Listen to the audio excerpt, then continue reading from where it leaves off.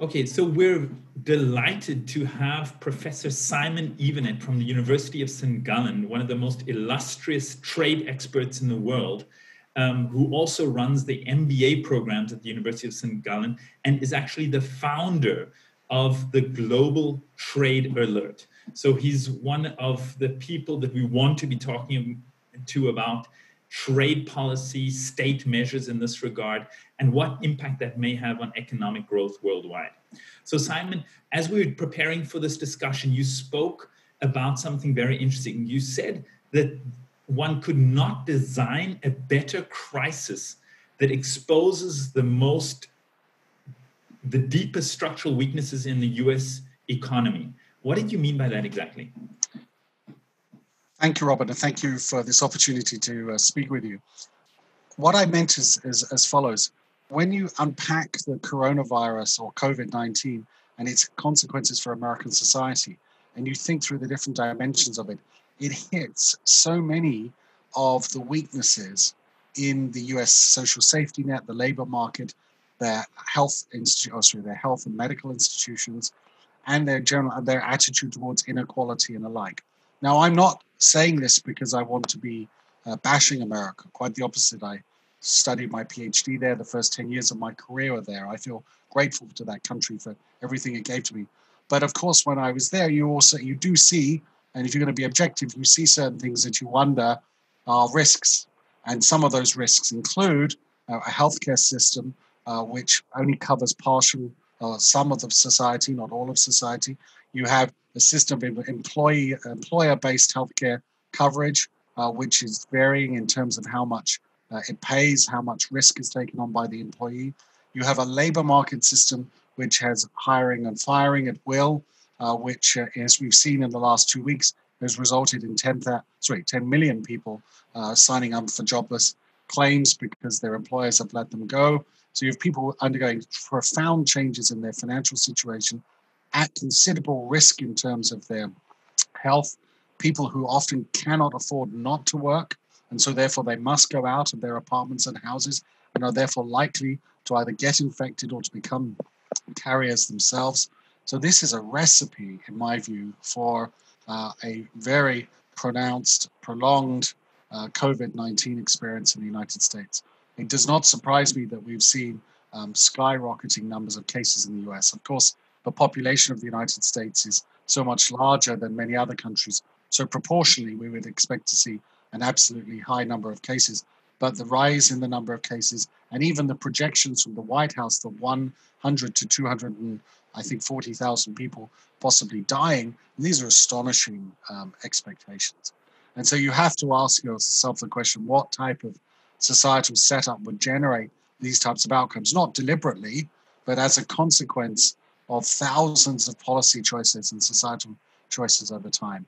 And that's, in this sense, that's why I made the claim earlier, which is that I don't think you could find a crisis that better exposed the flaws in American society, precisely because there's a whole series of institutions there which really need to shore up the less well off and the people with less good access to healthcare and the like. If you want to put it in the following terms, in many ways in the United States, so much of the risk that society has or faces is heaped on the individual. So you can flip that around. Of course, lots of risk is often associated with lots of opportunity as well. I understand that, and I applaud the opportunity and the desire of many people to get ahead.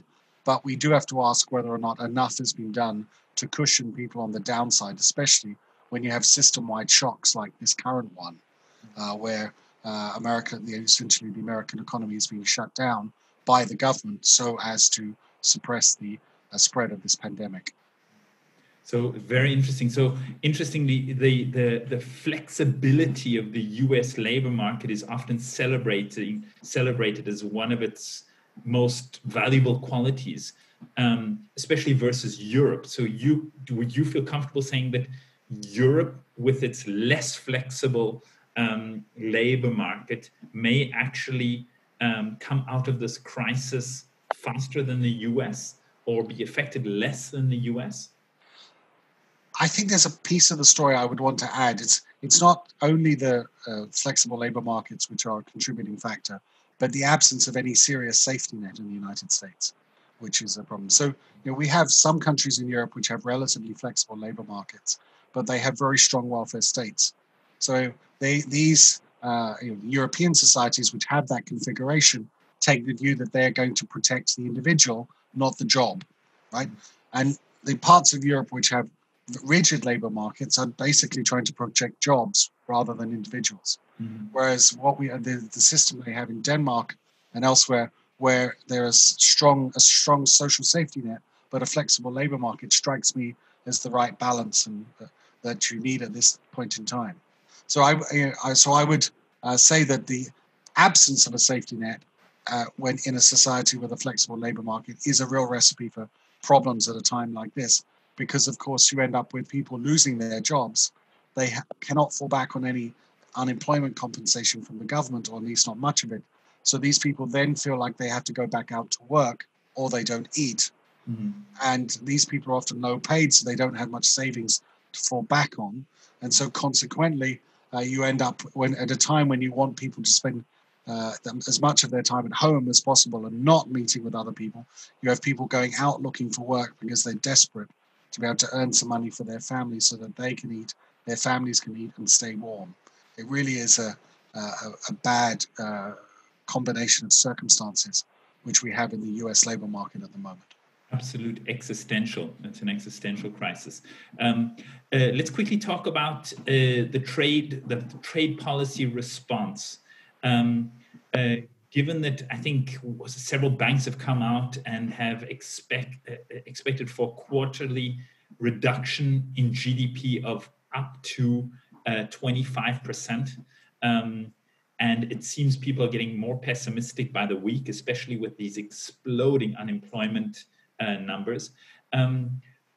Have governments responded adequately to this risk of a deep and violent economic shock?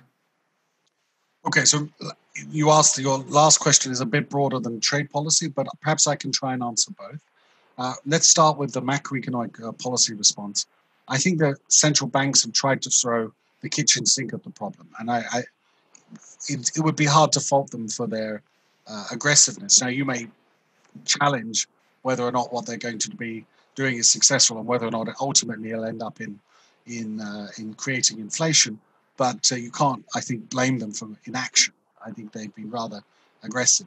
I think on the fiscal policy side, the record is a bit more mixed. I mean, governments have intervened, and the price tags of these stimulus packages seem rather large, but the scale of the problem is so much bigger than any traditional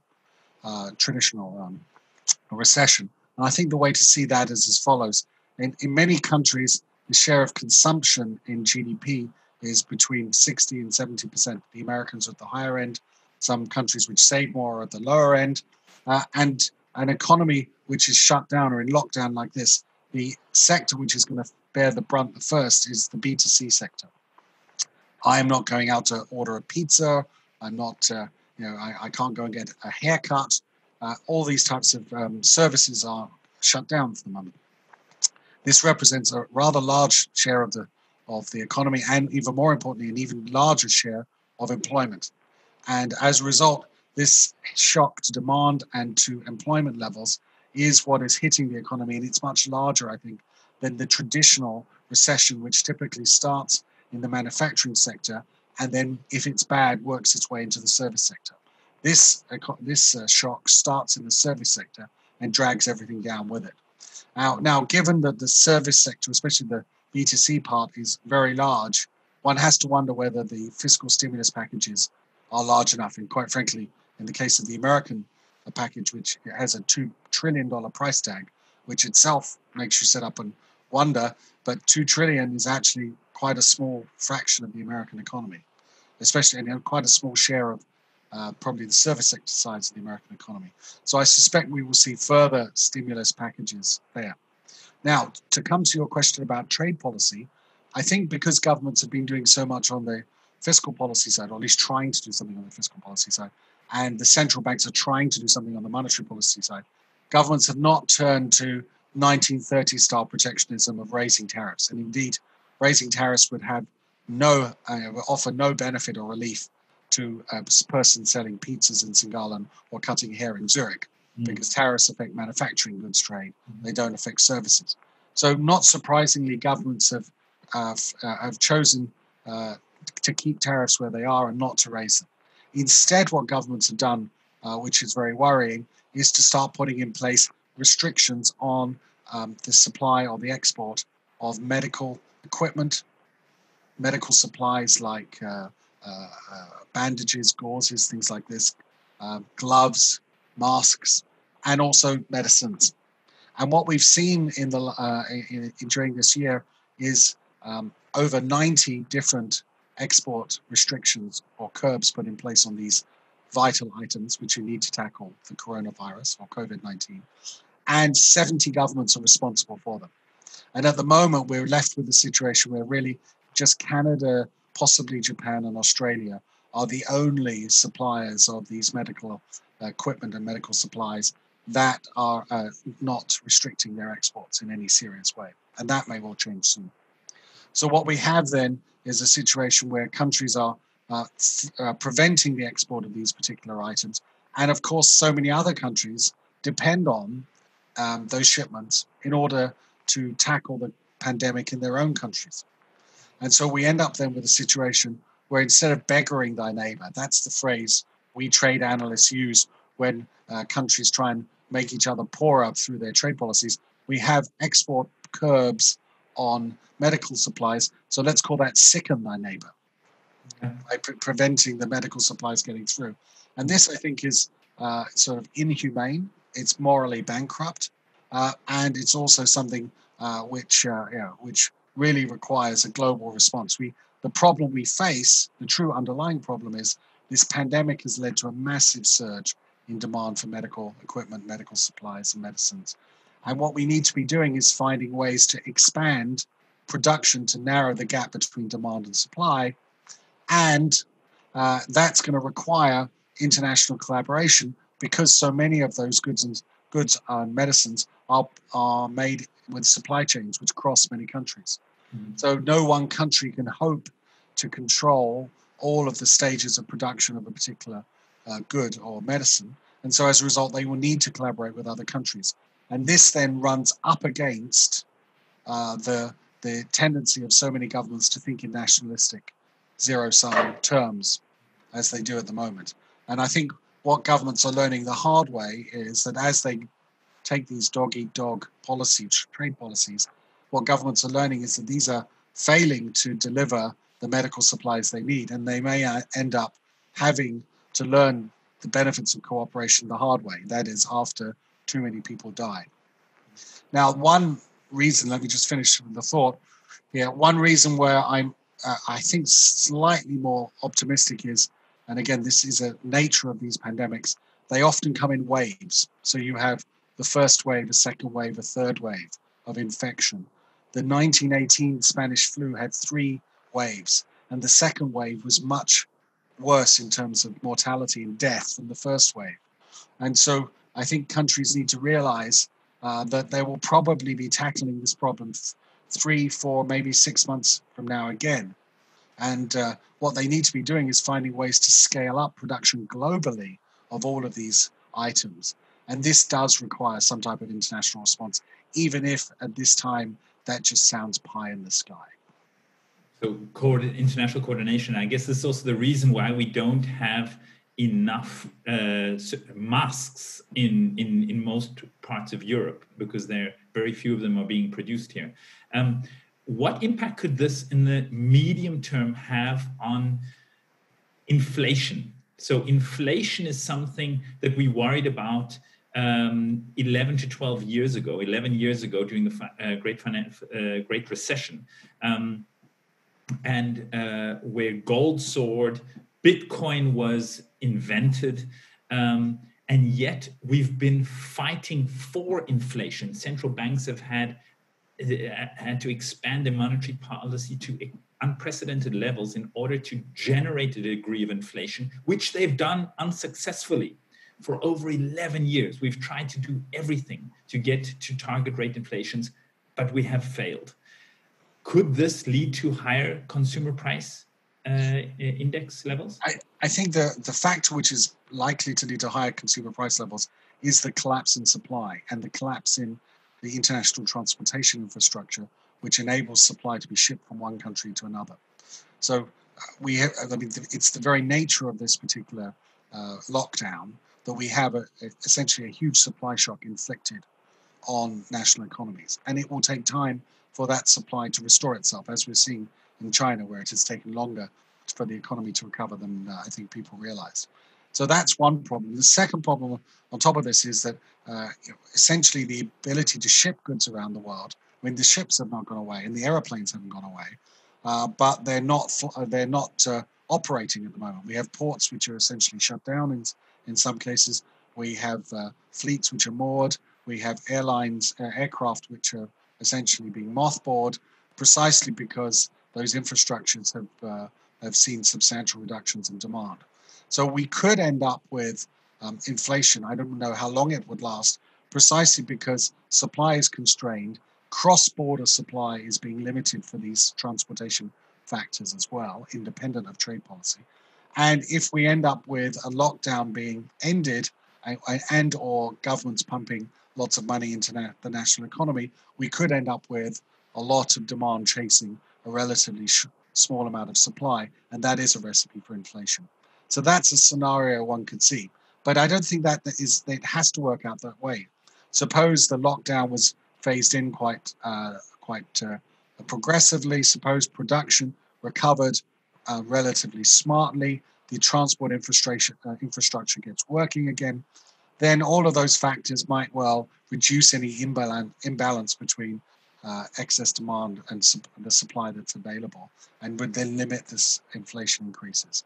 So overall, I see a scenario where inflation is possible, but a whole series of things would have to fall into place for that to happen, and I think we know what they are and we can track them. How high would you say is the probability for enduringly stable and low inflation over the next years? I would say that that's extremely unlikely. And I think, and so there's, I suppose, one other factor one should raise, which is that the bailouts that countries are employing and the potential for governments to rack up even higher debts will raise, again, questions about debt sustainability. And one way in which gentlemen default on their debts, if they're governments, is by running moderate inflation for 5 or 10 years. So if you run inflation at 3 or 4% for 10 years, you can eat into the real value of a lot of debt. That's very bad news for the owners of that debt. But it does help reduce the ratio of debt to GDP. After all, that is exactly what many countries did after World War II. In the decades after World War II, there was moderate inflation, which helped substantially reduce the government debt to GDP ratios and brought them back into line.